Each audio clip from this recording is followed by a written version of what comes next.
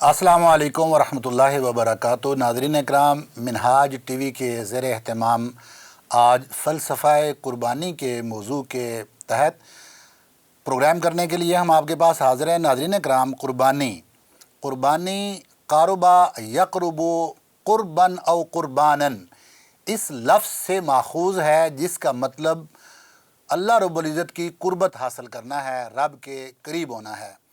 कुर्बानी के फ़लसफ़े पे बात करेंगे कि असल कुर्बानी वो जान की कुर्बानी है, वो जानवर का खून बहाना है और ये सुन्नत इब्राहीमी को ज़िंदा रखने के तौर पर जानी जाती है, जहाँ हज़रत इब्राहीम अलैहिस्सलाम ने अपने बेटे हज़रत इस्माईल अलैहिस्सलाम को कुर्बानी के लिए तैयार किया। अल्लाह रब्बुल इज़्ज़त ने उस इंसानी जान के बदले में और एक मेंढे की सूरत में एक जानवर को ला के रखा और फिर वो जानवर की कुर्बानी आज तक ज़िंदा है और क़यामत तक ऐसे ही ये ज़िंदा और राइज रहेगी। असल अज़मत हमेशा उन लोगों की रहती है जो जान की कुर्बानी पेश करते हैं। और इस्लाम में अगर आप देखें तो इब्तिदाई इस्लाम में जब लोग जान की बाजी लगाने के लिए तैयार रहते थे तो वो हमेशा फ़ातह की हैसियत से रहे और उन्होंने हमेशा इज़्ज़त की ज़िंदगी बसर की। हज़रत इमाम हुसैन अलैहिस्सलाम आपकी जान की उस अज़ीम कुर्बानी को कभी नहीं भूला जा सकता। नाज़रीन इकराम, कुर्बानी का एक फ़लसफ़ा और हिकमत वो नीयत में इखलास है। अल्लाह रब्बुल इज़्ज़त का इरशाद है कि लन यनालल्लाह लुहूमुहा वला दिमाउहा वलाकिन यनालुहु तक़वा मिनकुम, कि ए लोगो, अल्लाह रब्बुल इज़्ज़त तक ना आपके ये जानवरों के खून पहुँचते हैं और ना ये गोश्त पहुँचते हैं, बल्कि रब ताला तक वो तक़वा पहुँचता है, इखलास और तक़वा। आप अलैहिस्सलाम ने तक़वा के बारे में फ़रमाया कि अत्तक़वा हा होना, और अपने दिल की तरफ ये इशारा फ़रमाया कि तक़वा दिल की अलामत, दिल के इखलास का नाम है। तो गोया कि कुर्बानी हमें इखलास सिखाती है। कुर्बानी का एक माना ईसार है। ईसार का मतलब अपनी ख्वाहिशात को कुर्बान करना है, दूसरों की फ़लाह व बहबूद के लिए इन ख्वाहिशात को कुर्बान करना। एक ये ख्वाहिशात हैं और एक ख्वाहिशात की कुर्बानी ये है कि रब ताला के अहकाम के सामने नफ्स अम्मारा की ख्वाहिशात को कुर्बान कर दिया जाए। इसी तरह कुर्बानी की एक हिकमत बयान करते हुए आप अलैहिस्सलाम ने इरशाद फरमाया कि अगरचे ये कुर्बानी है और कुर्बानी के दिन ये खून बहाना जानवरों का बहुत बड़ा अजीम अमल है, लेकिन इसके साथ साथ सिला रहमी करना इससे भी बड़ा अमल है। गोया कि कुर्बानी का फ़लसफ़ा और हिकमत ये हमें जहाँ कुर्बानी और खून बहाना सिखाता है, वहाँ रिश्तेदारों के साथ सिला रहमी भी सिखाता है। कुर्बानी की जो ज़ाहिरी सूरत है वो जानवर का ज़बह करना, लेकिन इसकी हकीकत और इसकी रूह वो इसारे नफ्स का जज्बा पैदा करना और उसके ज़रिए तक़र्रुब इलल्लाह हासिल करना है। नाज़रीन इकराम, ख़ुद को मार कर, अपने नफ्स को मार कर दूसरों के लिए जीना, ये कुर्बानी और इसार है। अल्लाह रब्बुल इज़्ज़त इस कुर्बानी के सदक़े हम सब को ये तौफ़ीक दे कि जहाँ हम जानवरों को ज़बह करते हैं रब ताला की रज़ा के हुसूल के लिए, वहाँ रब हमें ज़ाहिरी रियाकारी से बचाए और हमारे आमाल के अंदर रब की रज़ा और लिल्लाहियत आ जाए। नाज़रीन इकराम, इस फ़लसफ़े के ऊपर बात करने के लिए आज हमारे स्टूडियो के अंदर जो अज़ीम शख्सियात मौजूद हैं, मोहतरम डॉक्टर फैज़ुल्लाह बगदादी साहब मौजूद हैं। आपको सर वेलकम करते हैं। बहुत शुक्रिया। मोहतरम डॉक्टर शफ़ाकत अली बगदादी अल-अज़हरी साहब मौजूद हैं। दोनों मारूफ शख्सियात हैं, अक्सर हमारे इस प्रोग्राम का हिस्सा बनते हैं।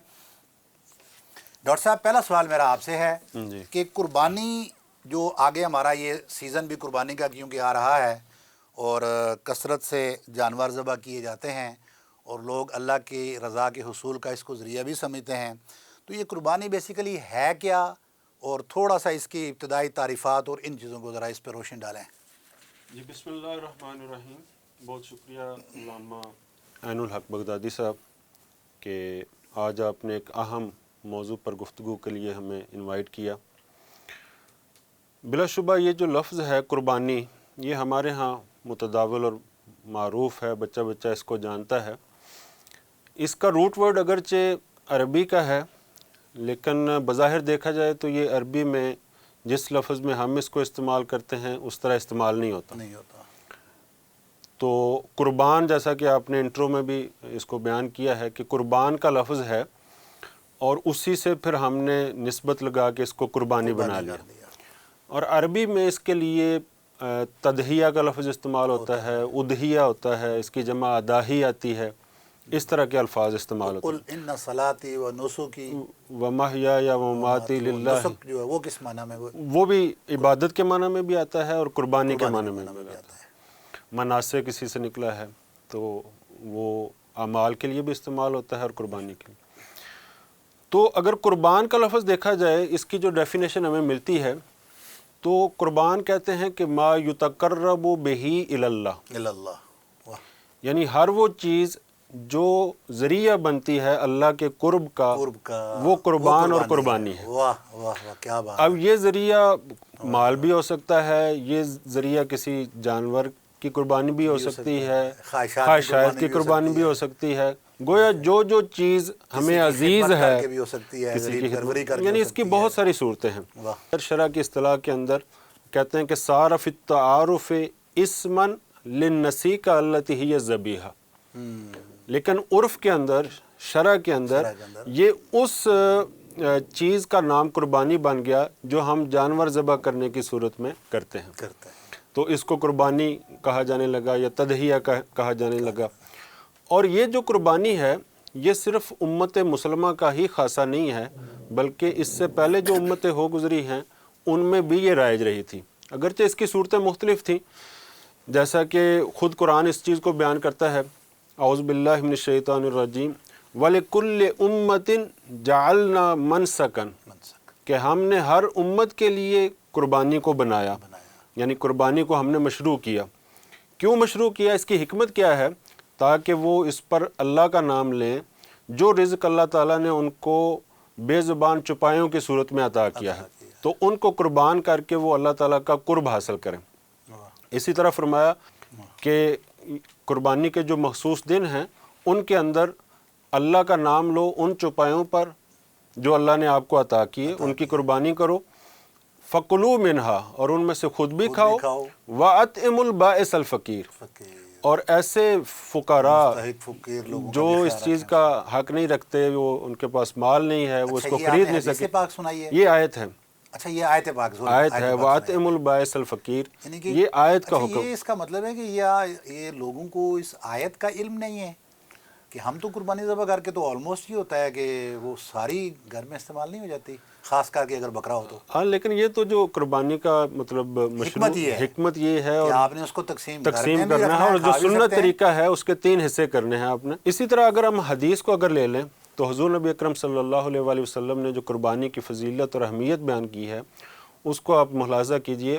فرمایا ما عامل ابن آدم من عمل یوم النحر احب الی اللہ من احراق الدم، سبحان اللہ، کہ قربانی کے روز اللہ کے ہاں خون بہانے سے بڑھ کر کوئی عمل پسندیدہ نہیں. وَإِنَّهُ لَيَأْتِي يَوْمَ الْقِيَامَةِ بِقُرُونِهَا وَأَشْعَارِهَا وَأَظْلَافِهَا. اب یہ بندہ جب قربانی کرتا ہے اس جانور کے ساتھ اس کی اٹیچمنٹ ہوتی ہے، بطور خاص اس نے اگر وہ جانور خود پالا ہے اور سال بھر اس کی خدمت کی ہے، اکثر بچے ہمارے رونا شروع کر لیتے ہیں، اس کے ساتھ انس پیدا ہو جاتا ہے. تو یہ اللہ تعالیٰ کے پیغمبر حضور نبی اکرم صلی اللہ علیہ وسلم یہ ہمیں یعنی اس حوالے سے ایک خوشی کی خبر سنا رہے ہیں تاکہ بندے دل گرفتہ نہ ہوں قربانی کرتے ہوئے. اور ہاں جی، قربانی، بلکہ آپ علیہ الصلوۃ والسلام نے فرمایا کہ روز قیامت وہ اپنے سینگوں کے ساتھ، کیا بات، اپنے بالوں کے ساتھ اور اپنے کھروں کے ساتھ آئیں گے. مطلب اپنی پوری جو ان کی شیپ ہے، فزیکل شیپ ہے، وہ اسی میں حاضر ہوں گے. وَإِنَّ الدَّمَ لَيَقَعُ مِنَ اللَّهِ بِمَكَانٍ قَبْلَ أَن يَقَعَ بِالْأَرْضِ، اور جو اس جانور کا خون ہے وہ زمین پر بعد میں بہتا ہے، یعنی اس کی شارک سے نکل کر زمین پر بعد میں گرتا ہے، اس سے پہلے وہ اللہ کے ہاں پہنچ جاتا ہے. سبحان اللہ، سبحان اللہ، سبحان اللہ. تو اس لیے آپ نے فرمایا فَطِيبُوا بِهَا نَفْسًا، کہ اس کو خوش دلی سے قربانی کیا کرو، اس میں دل گرفتہ نہ ہوا کرو. جب بھی قربانی کرو اور یہ سمجھو کہ یہ قربانی آپ کی محفوظ ہو گئی ہے، یہ ضائع نہیں ہوئی. اسی طرح حضور نبی اکرم صلی اللہ علیہ وسلم کا عمل مبارک تھا کہ جب آپ قربانی کا جانور ذبح کرتے تو آپ یہ پڑھا کرتے تھے بسم اللہ اللہم تقبل من محمد صلی اللہ و آل محمد و من امت محمد.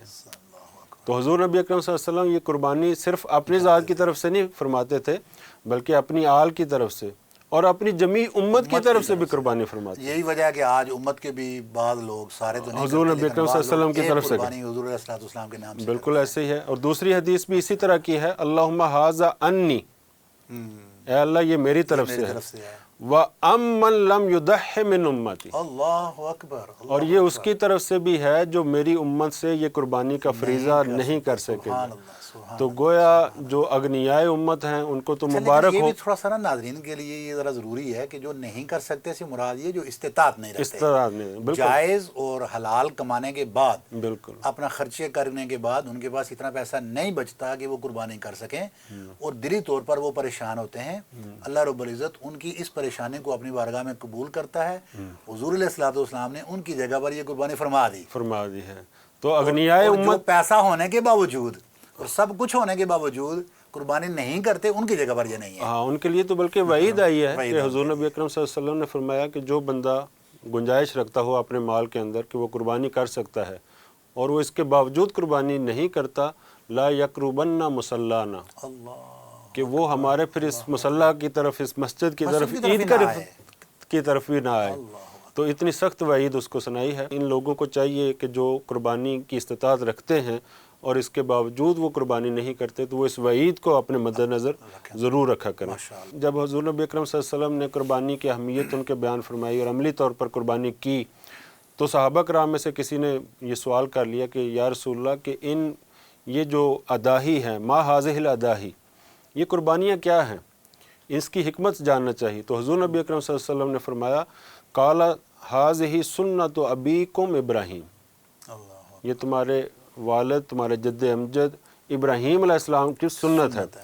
قالوا فما لنا فیہا، ہمارے لیے اس میں کیا ہے؟ ہمارے لیے اس میں کیا ہے یا رسول اللہ، ہے اللہ کے رسول. تو آپ علیہ الصلوۃ والسلام نے فرمایا بکل شعرۃ من الصوف حسنہ، اللہ کہ ان کی اون کا جو ایک ایک بال ہے اس ایک ایک بال کے بدلے میں نیکیاں آپ کو ملیں. سبحان اللہ سبحان اللہ ماشاء اللہ. ڈاکٹر محترم فیض اللہ بغدادی صاحب بڑی تفصیل کے ساتھ بڑی محبت کے ساتھ قربانی کے احوال بیان فرما رہے تھے. اچھا، ان کی گفتگو کے دوران میرے ذہن میں ایک بات آ رہی تھی کہ فرما رہے تھے کہ جانور ذبح کرتے وقت انسان بڑا خوش دلی کے ساتھ اس کو ذبح کرے، بڑے اچھے اور فراخ دلی کے ساتھ، خلوص نیت کے ساتھ. پھر جتنے ایک اس کے فضائل بیان کر دیے کہ اس کے بدلے میں رب تعالیٰ کس انداز میں ایک ایک بال کے بدلے میں بھی نیکیاں عطا فرمائے گا. تو میرا سوال یہ ہے کہ یہ اللہ رب العزت نے تو قرآن پاک کے اندر بھی فرما دیا کہ اس قربانی کا، جس طرح ابھی انہوں نے بھی یہ بتا دیا کہ وہ خون ابھی زمین پر نہیں گرتا لیکن رب کی بارگاہ میں وہ مقبول ہو چکا ہوتا ہے. اچھا، یہ سب لوگوں کے مقبول ہو جاتے ہیں جب دل کی نیت اس کے اندر شمار ہے اور فراخ دلی شامل ہے؟ تو پھر کس چیز کا حصول ہے اور کیسے رب تعالیٰ ان چیزوں کو قبول کرے گا اور کن کی قربانیاں قبول نہیں ہوں گی؟ بسم اللہ الرحمن الرحیم. اللہم صلی علی سیدنا و مولانا محمد و علی آلہ و صحبہ و بارک وسلم. محترم المقام علامہ عین الحق بغدادی صاحب، سب سے پہلے میں آپ کا شکریہ ادا کرتا ہوں اور منہاج ٹی وی کی پوری ٹیم کا، جنہوں نے ہمارے لیے اتنا خوبصورت سٹیج سجایا ہے اور اس اہم موضوع پر گفتگو کرنے کا موقع عنایت کیا ہے. آپ نے بہت ہی اہم اور بہترین سوال کیا ہے جو ہم سب کو کی ضرورت بھی ہے، ناظرین کے جاننے کے لیے یہ اہم سوال ہے کہ قربانی کن لوگوں کی قبول ہوتی ہے اور کن لوگوں کی قبول نہیں ہوتی، اور کون سی وہ چیز ہے جس کی وجہ سے قربانی قبول ہوتی ہے اور جس کی وجہ سے قربانی قبول نہیں ہوتی. اس موضوع کو سمجھنے کے لیے ہمیں قرآن مجید کی طرف رخ کرنا پڑے گا، اللہ تعالیٰ کی الہامی کتاب کی طرف، کہ کیا ایسا کوئی موضوع یا ایسا واقعہ اللہ تعالیٰ نے اس کتاب میں اس بیس کا بیان فرمایا ہے یا نہیں. تو جب ہم قرآن مجید کی طرف توجہ کرتے ہیں تو ہمیں حضرت آدم علیہ السلام کے دو بیٹوں کا واقعہ ملتا ہے. ایک حابیل بیٹے تھے اور دوسرے قابیل. دونوں نے قربانیاں دی تھیں، واہ جی واہ، بڑی اور مثال ویسے، اور پرفیکٹ. ان دونوں کی قربانیوں میں سے ایک کی قربانی کو اللہ نے قبول کیا کر تھا لیا. اور دوسرے کی قربانی کو قبول نہیں نہیں کیا. کیا تھا. یہ واقعہ اللہ تعالیٰ نے قرآن مجید میں یوں بیان فرمایا، اذ قربا قربانا فتقبل من احدہما ولم یتقبل من الاخر. کیا دونوں بھائیوں نے قربانی دی اور ایک کی قربانی اللہ تعالیٰ نے اپنی بارگاہ میں قبول فرما لی اور دوسرے کی قربانی کو اللہ تعالیٰ نے رد کر دیا. اس کی بیس تفسیر تو یہیں پہ بن گئی. کیا یہ وجہ بیس تھی بن کہ گیا. قبول اب فرمایا، یہاں کیا جو وجہ تھی کہ قبولیت قبول نہ ہوئی؟ اور عدم قبولیت کی وجہ مفسرین نے لکھی ہے. اگر ہم مفسرین کو ہم پڑھیں تو اور آقا کریم علیہ الصلوۃ والسلام کے اقوال، آثار صحابہ اور ائمہ کے اقوال کی روشنی میں اس حصے کو انہوں نے واضح کیا ہے کہ قربانی دونوں بھائیوں میں سے جس کی قبول ہوئی تھی یعنی حضرت حابیل کی قبول ہوئی تھی. اس کی وجہ یہ تھی انہوں نے جانور کو عمدہ طور پر پالا تھا. پالا.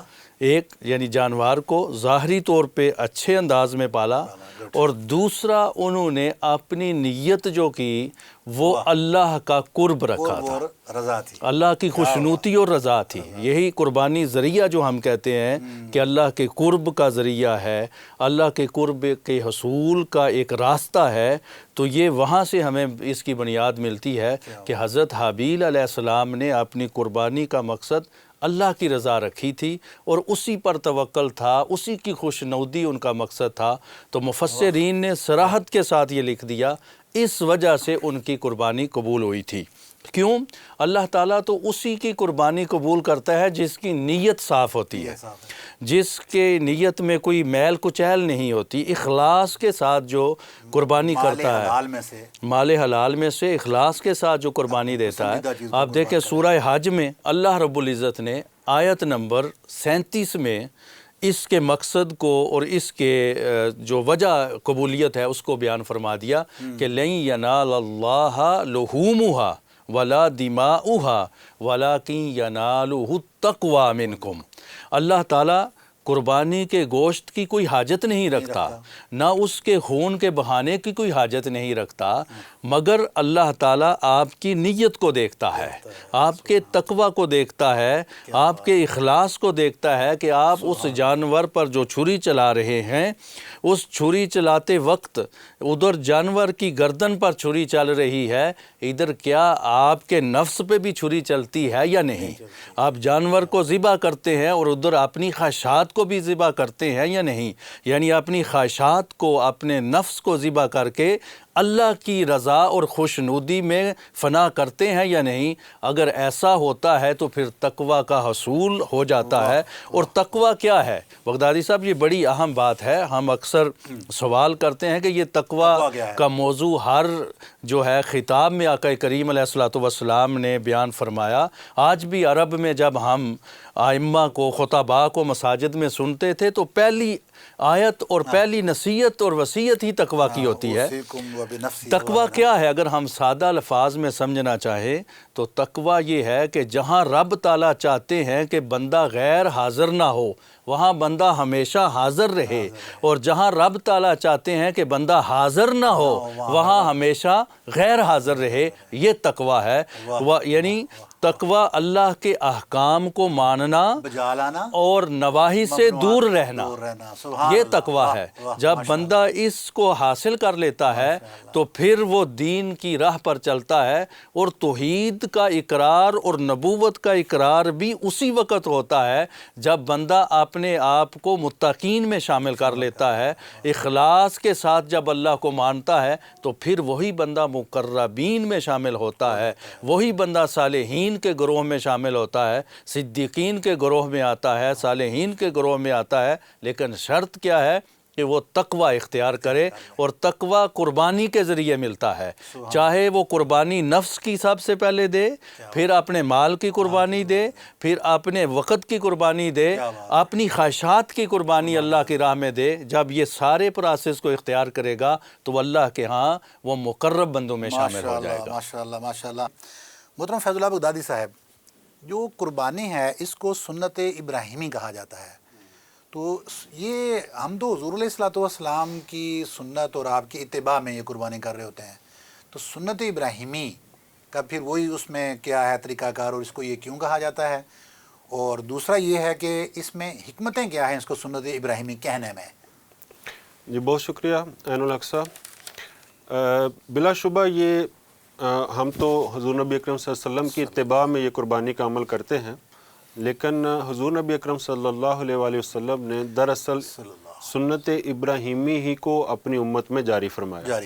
اور جیسے میں نے پچھلے سوال کے جواب میں عرض کیا تھا کہ جب صحابہ نے یہ عرض کیا کہ یہ اضاحی اور قربانی کیا ہیں، تو اس کے جواب میں بھی حضور نبی اکرم صلی اللہ علیہ وآلہ وسلم نے یہی ارشاد فرمایا تھا کہ سنت ابیکم ابراہیم علیہ السلام۔ تو یہ آپ کے والد یا آپ کے جد امجد ابراہیم علیہ السلام کی سنت ہے۔ اب یہ سوال رہا کہ یہ سنت ابراہیمی بنا کیسے؟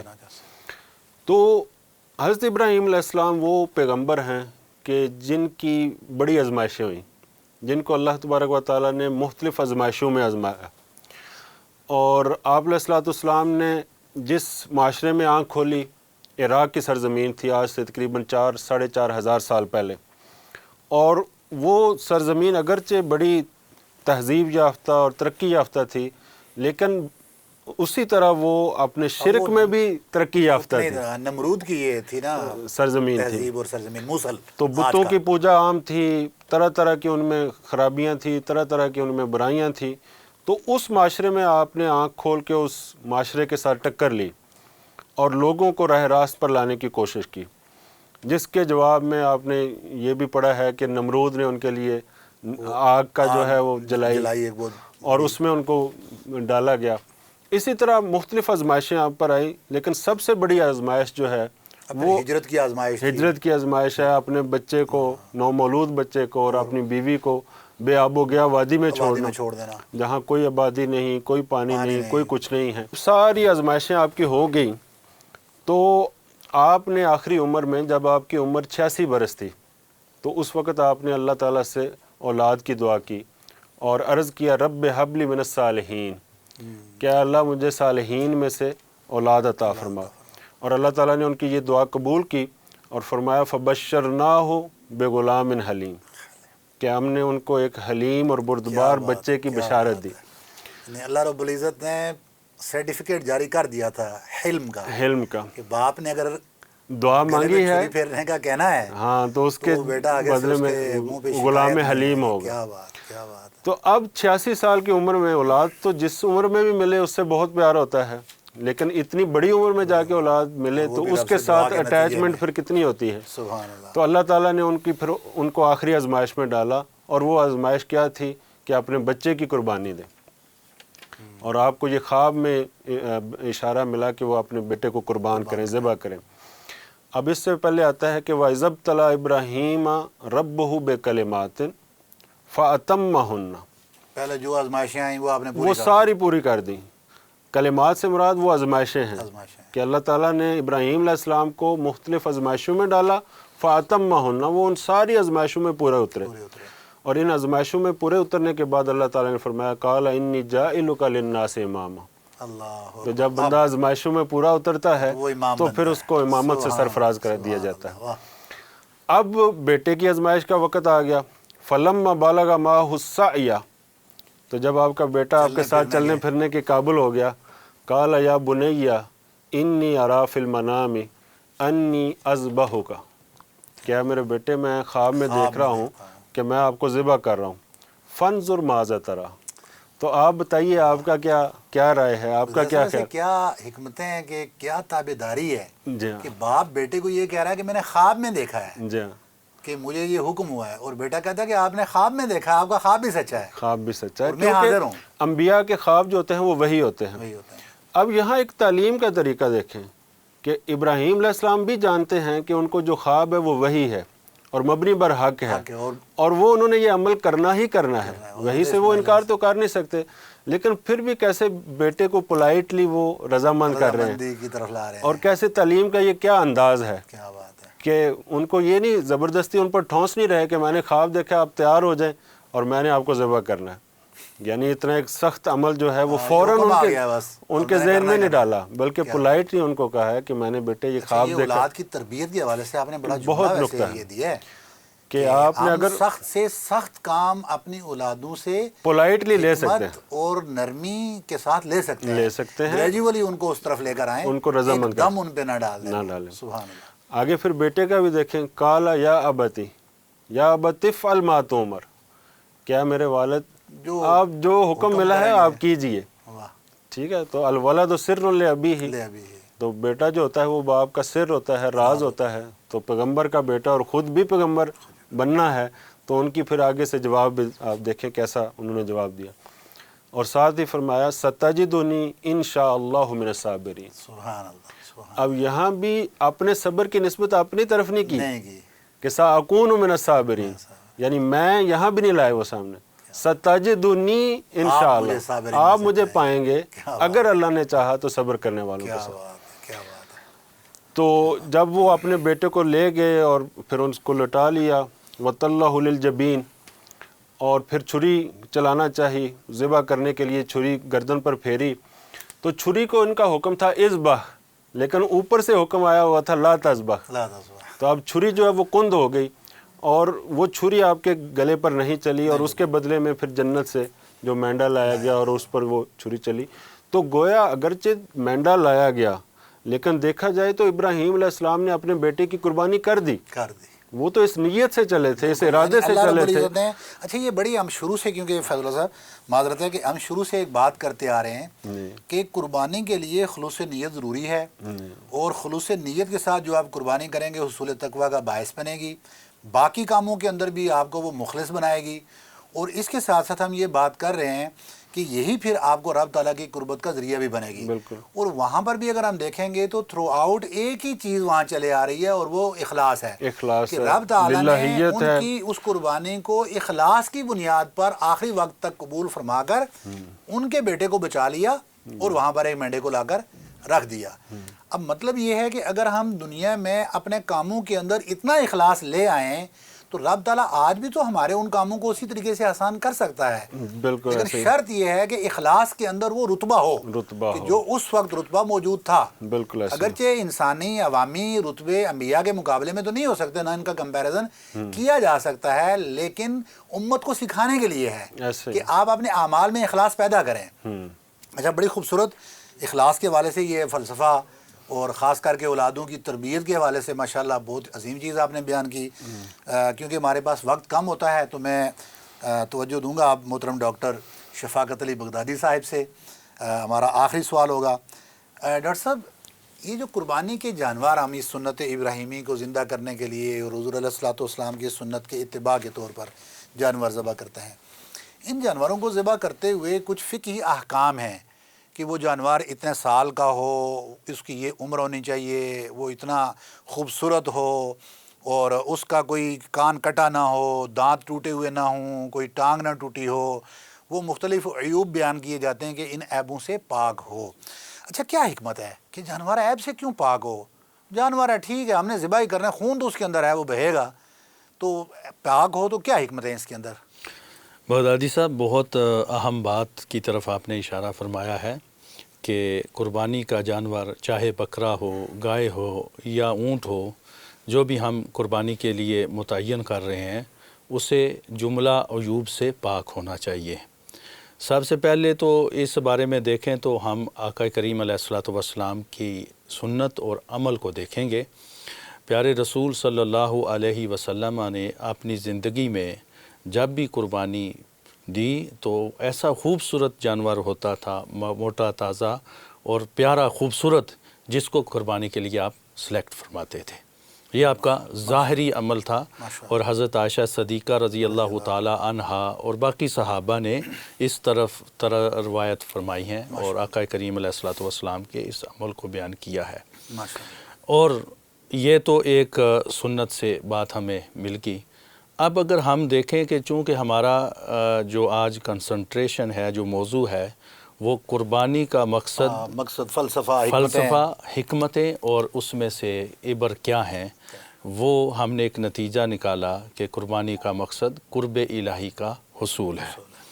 قرب الہی اس وقت تک حاصل نہیں ہوتا، اس وقت تک نہیں ملتا جب تک بندہ اپنی عمدہ اور محبوب چیز کو اس کی راہ میں قربان نہیں کرتا۔ کیا بات ہے، کیا بات ہے۔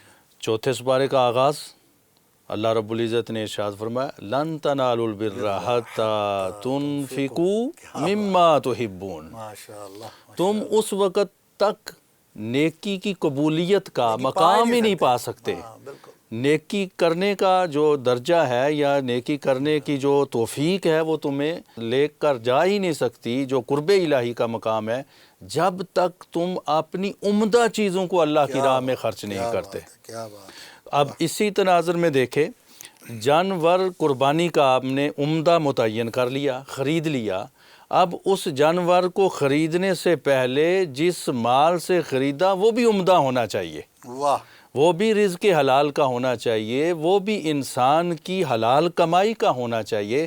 اگر حلال کمائی کا ہوگا، اس کے رزق حلال سے ہوگا، اب جانور بھی خوبصورت اور اس کے لیے جمع کیے گئے پیسے بھی حلال۔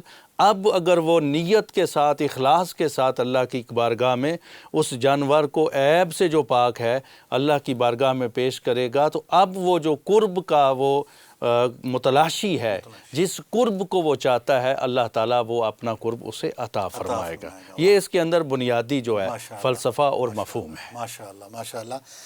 ناظرین اکرام، قربانی کے حوالے سے بہت گفتگو کی جا سکتی ہے۔ ہم ہمیشہ اپنے پروگرامز کے اندر ایک چیز ضرور بتاتے ہیں کہ یہ جو اسلاف کی ان چیزوں کو بیان کیا جاتا ہے، جو قصص بیان کیے جاتے ہیں، اللہ رب العزت نے قرآن پاک کے اندر بھی اپنی اس سنت کو اس انداز میں بیان کیا کہ قرآن کی پوری آیات میں سے اگر آپ صرف آیات الاحکام نکال لیں تو وہ کوئی 350 سے 550 آیات بنتی ہیں۔ باقی پورے کا پورا قرآن وہ قصص کے اوپر مشتمل ہے، لیکن وہ قصے جو اس کے اندر بیان کیے گئے ان کے اندر ہمارے لیے اسباق بیان کیے گئے ہیں۔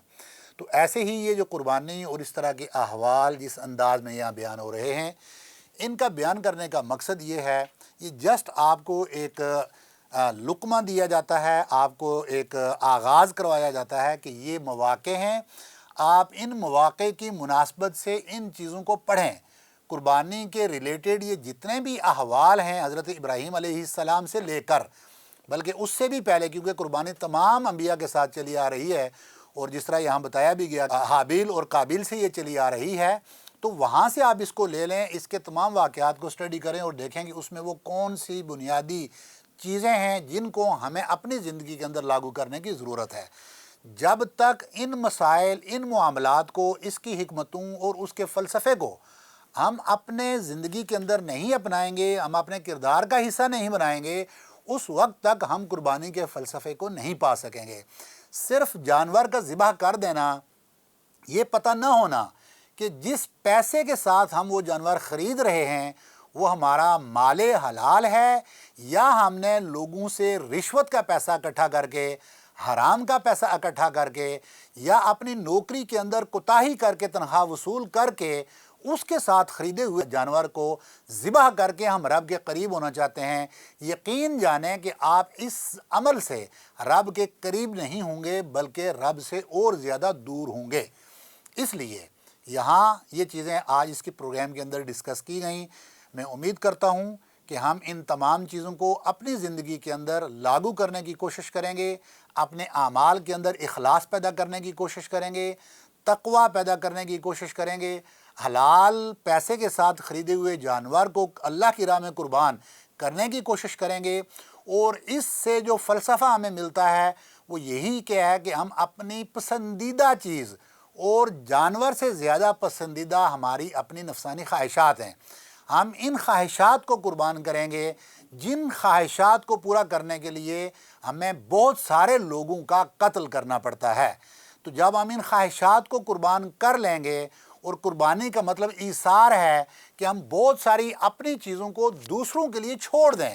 بہت سارے ایسی خواہشات ہیں میری، میں ان کو پورا کرنا چاہتا ہوں، لیکن اس میں دوسروں کا نقصان ہے۔ جس سوسائٹی میں، جس معاشرے میں میں بس رہا ہوں، اس معاشرے کا اس کے اندر نقصان ہے۔ تو جب میں اس لیے ان خواہشات کو چھوڑ دوں گا کہ کیونکہ اس میں دوسروں کا نقصان ہے، تو رب تعالیٰ میرے اس جذبے کے بدلے میں بھی، اس قربانی کے بدلے میں بھی رب تعالیٰ مجھے اجر و ثواب سے نوازے گا۔ لہٰذا ہمیں قربانی کے اس فلسفے کو اپناتے ہوئے اپنی پسندیدہ خواہشات، نفس امارہ کی خواہشات کو بھی قربان کرنے کی یہاں دعوت ملتی ہے۔ میری دعا ہے کہ رب تعالی ہمیں قربانی کے فلسفے کو سمجھنے اور اس پر عمل کرنے کی توفیق عطا فرمائے۔ بہت شکریہ۔ السلام علیکم ورحمۃ اللہ وبرکاتہ۔